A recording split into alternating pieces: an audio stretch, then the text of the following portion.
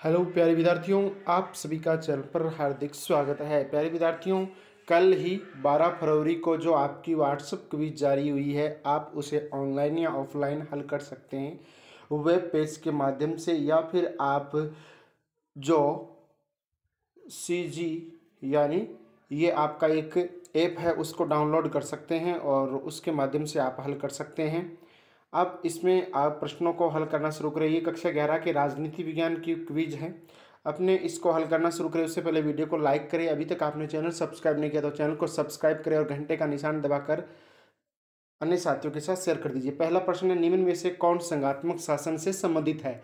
दोहरी कार्यपालिका, तो ये संघात्मक शासन से संबंधित है नहीं है। लोकतंत्र विरोधी, ये भी नहीं है। शक्तियों का विभाजन, ये है। स्थानीय स्वशासन, ये शक्तियों का जो विभाजन है ये संघात्मक शासन से संबंधित है, जिसमें राज्य और राष्ट्र केंद्र दोनों के बीच में शक्तियों का विभाजन कर दिया जाता है, उसी को संघात्मक शासन कहते हैं। अगला प्रश्न देखिए, प्रश्न नंबर 2, शासन की वह व्यवस्था जिसमें किसी देश की अवयव इकाइयों और एक केंद्रीय शक्ति के बीच सत्ता की साझेदारी हो उसे क्या कहते हैं? राजतंत्र, कुलीनतंत्र, संघवाद या नौकरशाही? क्या कहा गया कि शासन की वह व्यवस्था जिसमें किसी देश की अवयव इकाइयों और एक केंद्रीय शक्ति के बीच सत्ता की साझेदारी हो, तो वो होता है संघवाद। क्या होता है आपका? संघवाद, यानी तीसरा उत्तर है। आगे बढ़ते हैं अगले प्रश्न की ओर। अगला प्रश्न है, किस देश में संघीय व्यवस्था लागू नहीं है? England, America, Bharat, Australia. तो इंग्लैंड के अंदर है वो संघीय व्यवस्था लागू नहीं है, तो आपका उत्तर नंबर हो गया 1। अमेरिका, भारत और ऑस्ट्रेलिया में लागू है। आगे बढ़ते हैं अगले प्रश्न की ओर। अगला प्रश्न है, संविधान के अनुसार भारत कैसा देश है? संघीय राज्य, राज्यों का संघ, एकात्मक राज्य, अर्ध संघीय राज्य। तो ये है राज्यों का संघ। कैसा है? राज्यों का संघ। तो आपका 2 नंबर उत्तर है।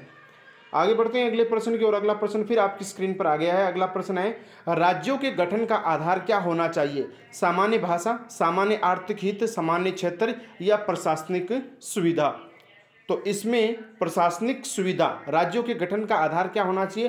प्रशासनिक सुविधा। सामान्य भाषा का नहीं, सामान्य आर्थिक हित का नहीं, सामान्य क्षेत्र का नहीं, प्रशासनिक सुविधा होनी चाहिए। तो ये आपका 4 नंबर इसका उत्तर हो गया। आगे बढ़ते हैं अगले प्रश्न की ओर। अगला प्रश्न आपकी स्क्रीन पर आ गया। अगला प्रश्न क्या है, भारतीय संविधान में कौन सा विषय संघ सूची में सम्मिलित नहीं है? रक्षा, विदेश, वाणिज्य और कृषि।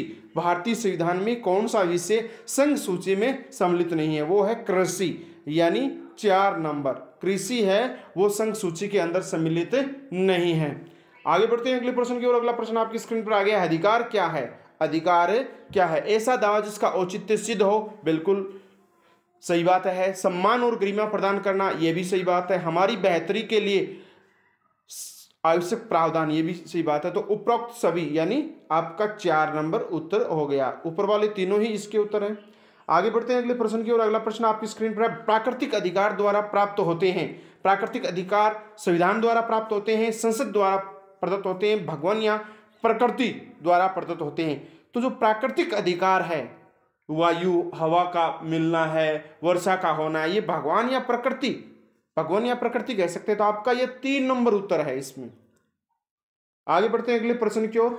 अगला प्रश्न आपकी स्क्रीन पर, राजनीतिक अधिकार कहां से आते हैं? नैतिकता से, जन्म से, प्रकृति से या संविधान से? जो राजनीतिक अधिकार है वो आते हैं संविधान से। तो आपका उत्तर नंबर 4 हो गया। राजनीतिक अधिकार कहां से आते हैं? संविधान से आते हैं। आगे बढ़ते हैं अगला प्रश्न है, राष्ट्रवाद से आप क्या समझते हैं? देशभक्ति, देश के लिए सम्मान, राष्ट्र के प्रति प्रेम या इनमें से सभी? राष्ट्रवाद से आप क्या समझते हैं? देशभक्ति भी होनी चाहिए, देश के लिए सम्मान भी होना चाहिए, राष्ट्र के प्रति प्रेम भी होना चाहिए। तो आपका 4 नंबर उत्तर है। आगे बढ़ते हैं अगले प्रश्न की ओर। अगला प्रश्न आपकी स्क्रीन पर आ गया और अगला प्रश्न क्या है, राष्ट्रवाद का इतिहास किसे विकसित करने में मदद करता है? क्षेत्रवाद को, नस्लीय श्रेष्ठता को, ऐतिहासिक पहचान जारी रखने की भावना और राजनीतिक मतभेद? तो जो राष्ट्रवाद का इतिहास है वह ऐतिहासिक पहचान जारी रखने की भावना को, जैसे हमारी ऐतिहासिक पहचान की हम बात करें, जैसे महारानी लक्ष्मीबाई तहता टोपे, भगत सिंह है, चंद्रशेखर आजाद है, सुभाष चंद्र बोस है, महाराणा प्रताप है, पृथ्वीराज चौहान है, दुर्गादास राठौड़ है, इनके बारे में, यानी ये हमारी ऐतिहासिक पहचान है, इनको विकसित करना या इनकी भावना को बनाए रखना, ये राष्ट्रवाद का इतिहास है। तो आपका 3 नंबर उत्तर हो गया। आगे बढ़ते हैं अगले प्रश्न की ओर। अगला प्रश्न आपकी स्क्रीन पर फिर आ गया। अगला प्रश्न क्या है? किस विचारधारा में राष्ट्र का अपना कोई धर्म नहीं होता? किस विचारधारा में राष्ट्र का अपना कोई धर्म नहीं होता? धर्मनिरपेक्षता, क्षेत्रवाद, राष्ट्रवाद, उदारवाद। तो वो है आपका धर्मनिरपेक्षता। धर्मनिरपेक्ष मतलब कोई एक धर्म का राष्ट्र नहीं है, ये धर्मनिरपेक्षता है। आगे बढ़ते हैं। तो आपकी ये क्विज यहाँ पर कंप्लीट हुई। आपने इस वीडियो को अंत तक देखा, इसके लिए बहुत बहुत धन्यवाद। वीडियो पसंद आया तो लाइक करें। अभी तक आपने चैनल सब्सक्राइब नहीं किया तो चैनल को सब्सक्राइब करके बेल आइकन करके ऑल बटन पर भी क्लिक कर दीजिए। अन्य साथियों के साथ शेयर कर दीजिए। आपकी हर एक क्विज को आज से रेगुलर अपलोड कर दिया जाएगा। संबंधित जो भी क्वेश्चन, इंपॉर्टेंट क्वेश्चन होंगे वार्षिक परीक्षा के लिए और बोर्ड परीक्षा के लिए, उनको भी अपलोड किया जाएगा। फिर मिलेंगे अगली क्लास में। तब तक के लिए जय हिंद, जय भारत, वंदे मातरम।